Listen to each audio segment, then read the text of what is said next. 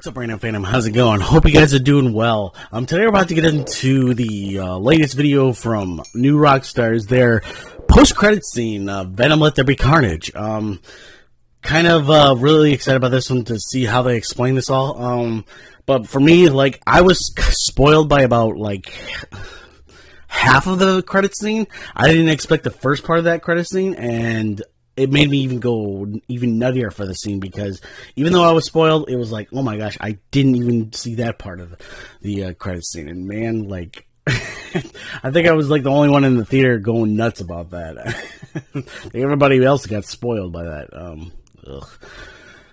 Internet these days. So let's get into the video, and we'll have my more official thoughts about it afterwards.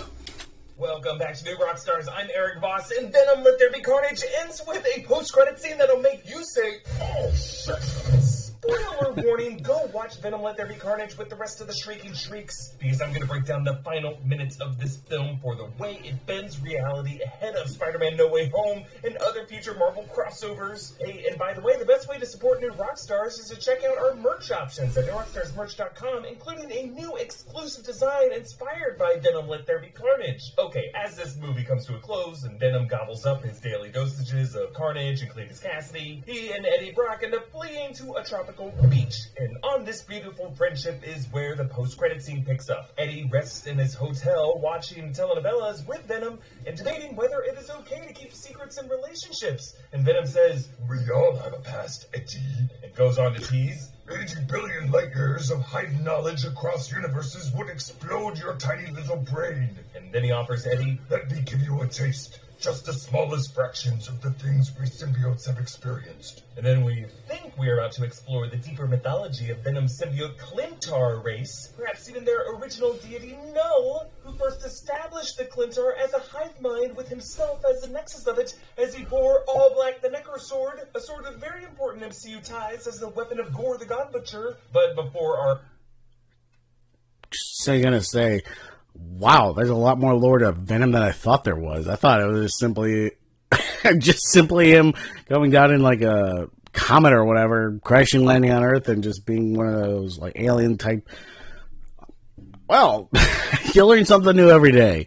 Our cooler older brothers punch us in the shoulder and call us nerds. Things take a turn, because the hotel room quakes, the TV flickers, the wallpaper and furniture warp around Eddie into a much fancier room as golden light floods from the outside. The ceiling fan goes from spinning rapidly, as it does in the not as good hotel rooms, to much higher and just spinning more casual, rich people ceiling fans. Even Eddie's backpack warps from his rugged hiking pack to a smaller teal carry-on, though we learn it is not his.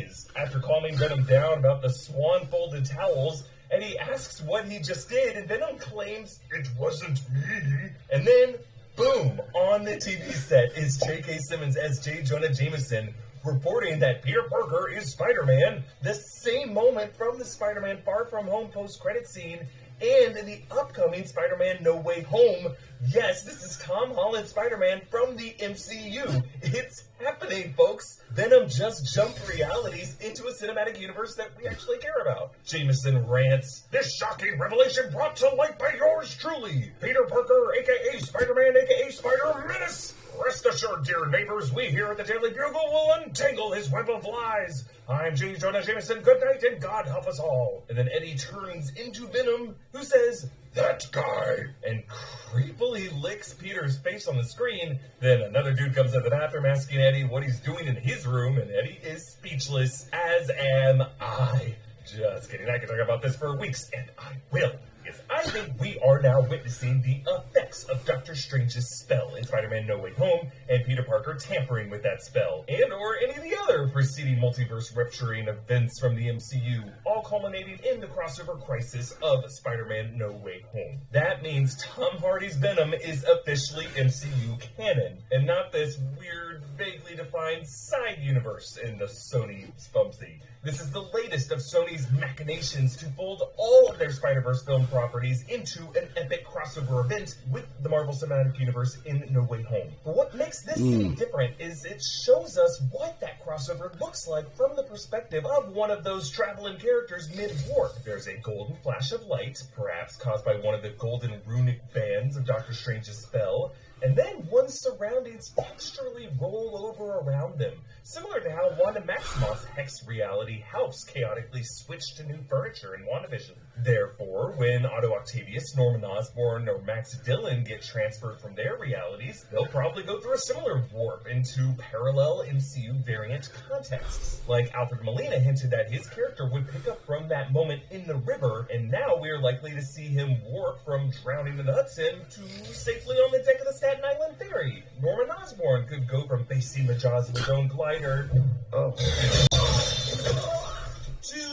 facing the jaws of Mr. Delmore's cat. Oh, good kitty. Now, in Eddie Brock's universe, the Daily Bugle was a print newspaper with the same masthead as the one in the Sam Raimi films, but in the MCU, the Daily Bugle is an InfoWars-style online broadcast with a different logo. Eddie went from a Vice-style TV investigator in the 2018 film to a print reporter now, and Cletus Cassidy even mocked his sagging readership, so part of Eddie and Venom now might salivate at a version of the Daily Bugle that could get scoops this massive. Here we see Tom Holland, Peter Parker standing awkwardly unmasked outside of Penn Station, suggesting this is moments after his outing in the Far From Home post-credit scene, maybe after those onlookers mobbed him and took off his mask, as we saw in the No Way Home trailer. So, does this mean Venom will appear in Spider-Man No Way Home, maybe even as that sixth villain we've all been speculating about? Well, this, plus Tom Hardy's No Way Home hat, seems to confirm yeah. Now, it is possible that Venom is just in the MCU now and won't actually participate in No Way Home, and instead won't meet Spider-Man until Venom 3 or something, but really, thematically, all this talk in Let There Be Carnage about them being a lethal protector was a direct nod to the Venom Lethal Protector comics, in which Spider-Man and Venom team up. Venom could be one of the multiversal arrivals who helps Peter Parker deal with all those other threats in No Way Home. Now, even though Venom says it wasn't him who triggered this reality warp, we gotta admit, it's pretty coincidental that it happens right as he asked Eddie if he was ready for a taste of the symbiote hive mind across 80 billion light years. Perhaps it was trying to expand Eddie's mind. That might have been why Strange's spell selected them from this moment, because the spell does have a certain wish fulfillment aspect to it, and perhaps the spell's malfunction whipped together other entities who overreached their mind's ability to grasp their linkage to a hive network of variants. Now, there has been some talk of the live-action Spider-Verse being a manifestation of what comics nerds call the Web of Life and Destiny, which could be overseen by the comics figure Madam Web. Now, I don't know if the movies will go that far, but I do think Spider-Man No Way Home may try to give an in-universe answer to why there have been separate universes. Like why Venom can exist in a universe without Spider-Man, when in the comics his whole thwippiness is only because he was attached to Spider-Man before he latched onto Eddie Brock. And this in-universe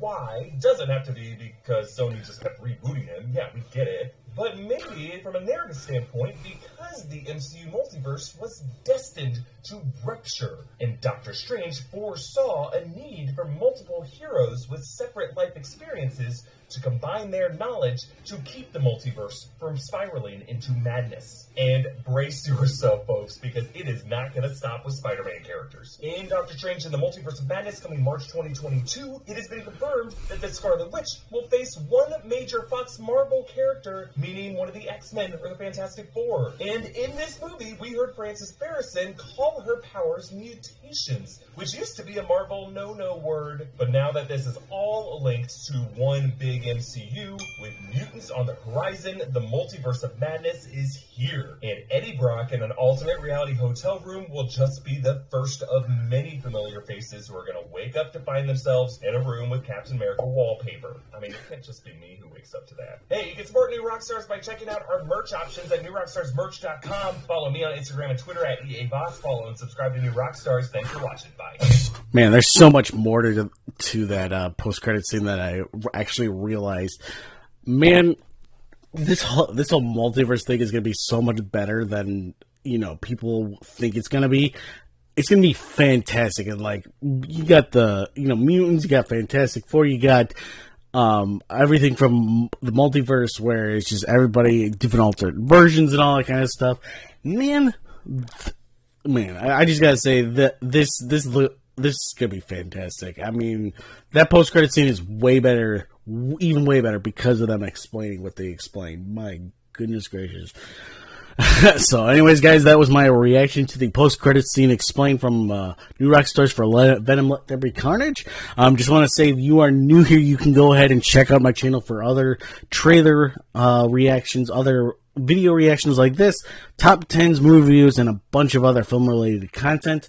I also would like to thank my returning subscribers. I really appreciate you. If you are new to subscribing, don't forget to go ahead and click the bell to get notified of future videos. I have a Patreon if you'd like to support me over there. I give early access to videos. I also have a Twitter where you can follow. I give updates to the vids as well as me talking about my favorite movie news. And I have a Discord where you can join and interact with me and a bunch of other people. So I just want to say one last time, I appreciate you all. Stay random.